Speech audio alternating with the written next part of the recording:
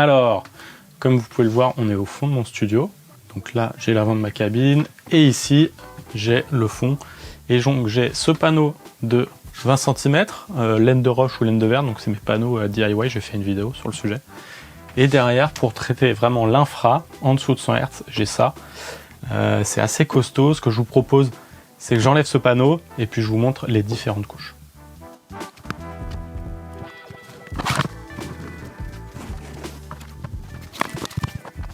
Et voilà, donc c'est énorme, ça fait 1,60 m par 1,10 m. C'est hyper lourd, je pense que ça doit bien faire 70-80 kg. Donc l'idée de ce panneau VPR, c'est d'absorber le grave, mais vraiment le très grave, avec une épaisseur la plus fine possible. Ça fonctionne sur le principe suivant, une couche de 10 cm de Basotect ou de VLG 0,35, donc une mousse de mélamine assez dense, sur une surface rigide. Alors ce mur malheureusement n'est pas rigide, donc c'est pas optimal, mais ça peut quand même marcher. À cette couche qui est ici de 10 cm mais qui peut être à partir de 5 cm je crois, on va coller ou suspendre une plaque d'acier de 1 à 3 mm. Ici j'ai choisi une plaque d'acier je crois de 2 mm. Alors déjà c'est l'occasion d'introduire l'un des 3 sponsors de la vidéo. Le premier que je peux vous introduire, c'est celui qui me fournit la plaque de métal. Donc on les remercie chaleureusement, je vous mets un lien en description. C'était vraiment le meilleur prestataire pour recevoir une plaque de métal chez moi. Donc j'ai fait appel à leur service et ils ont été assez sympas pour sponsoriser cette vidéo. Donc merci à eux parce que le service était vraiment top, la livraison s'est hyper bien passée et en plus les prix, c'était juste parmi les moins chers sur le web. Le deuxième sponsor, c'est celui qui fournit la mousse, c'est Caruso avec leur Caruso Isobond VLG 0,35. Je vous en ai déjà parlé de ce fabricant de mousse.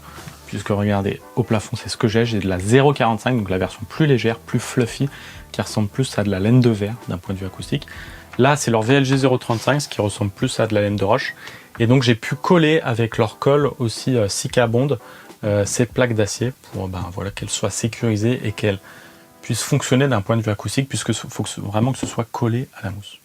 Alors moi pour mon panneau, comme je voulais pas directement coller au mur, je voulais pas détruire le mur, j'ai dû prendre une plaque de bois derrière, donc j'ai pris de l'OSB 18 mm et je crois qu'elle est assez énorme, c'est 1,10 m par 1,60 m cette plaque d'OSB.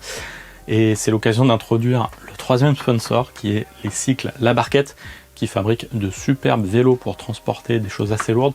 En plus, moi j'avais la version donc électrique qui fonctionne hyper bien. Malheureusement, le jour où je suis allé à Leroy Merlin pour récupérer mon énorme plaque de bois, l'atelier découpe était fermé, donc j'ai pas pu utiliser le vélo pour ça, mais ils me l'ont quand même prêté, donc merci à eux, ça reste quand même un des sponsors de la vidéo, et je vous laisse évidemment un lien en description pour en savoir plus sur leur vélo.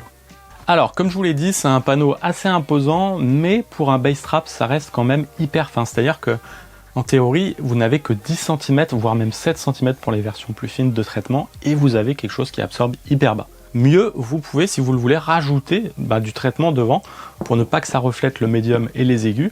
Et vous avez un panneau large bande, mais vraiment large bande, c'est-à-dire qu'il descend hyper bas pour une épaisseur juste incroyable. Un base strap de 10 cm, c'est du jamais vu. Alors, ce panneau VPR, ça fonctionne en théorie surtout sur des murs qui sont porteurs, qui sont durs, qui sont rigides, mais dans les faits, ça peut aussi fonctionner sur des murs qui ne le sont pas.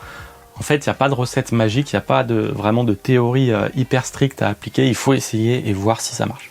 Moi, dans mon cas, ça a marché, ça n'a pas marché idéalement au point que ce soit la solution que je vais faire dans toute ma pièce, mais je voulais le truc le plus fin possible et je voulais expérimenter et ça a quand même marché.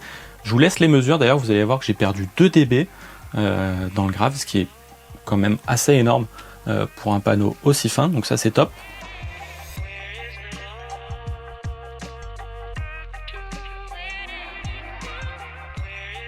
C'est fin comme panneau certes, mais si on veut que la structure qui puisse supporter ça soit assez résistante, ça va faire du bois assez lourd. Donc de ce côté-là, c'est pas non plus hyper pratique. Mais voilà, un base strap de 10 cm, je connais que les VPR pour faire ça.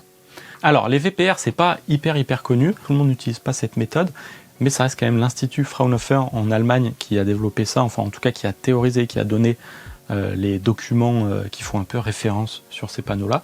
Donc ça reste quand même une solution viable, une solution qu'on peut essayer. En tout cas, moi c'est ce que j'ai voulu faire, j'ai voulu expérimenter, essayer, et voilà.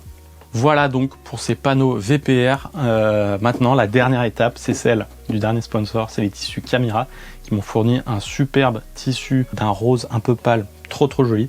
Donc aujourd'hui, on va mettre le tissu sur ça pour rendre juste le panneau un peu plus joli.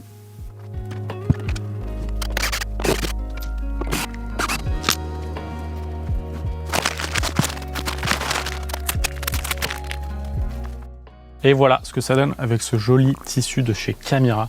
J'en ai testé vraiment plein, j'ai reçu plein d'échantillons et c'est vraiment lui que j'ai trouvé le plus beau. En plus, il est vraiment transparent acoustiquement, il est vraiment fait pour un usage studio, il va pas s'effilocher, il est très résistant, enfin bref. C'est vraiment un vrai bon tissu de studio, contrairement à ceux que j'avais utilisés sur mes anciens panneaux. Là, c'est vraiment un upgrade.